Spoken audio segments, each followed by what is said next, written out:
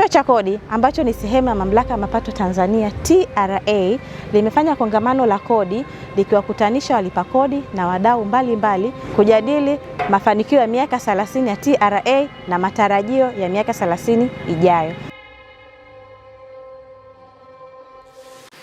Ni wakati mwafaka na muhimu sana kukutana leo ili kutafakari safari yetu ya pamoja, kubadilishana uzoefu, kutathmini mwenendo wa maendeleo mapya na kujadili mkakati itakayounda mustakabali wa usimamizi wa kodi nchini.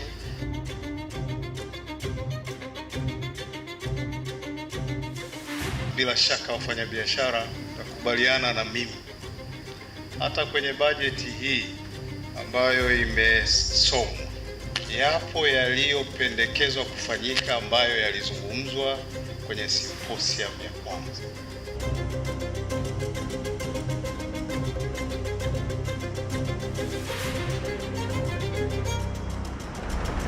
TRA pamoja na wadau wote wa kodi nchini ikiwemo wafanyabiashara, wanazuoni, watafiti na wataalamu wa kodi, tunapaswa kushirikiana kubuni mikakati ya kuhakikisha ongezeko la mapato ya kodi na kufikiwa kwa malengo ya kuimarisha ulipaji wa kodi kwa hiari na kupanua wigo wa kodi.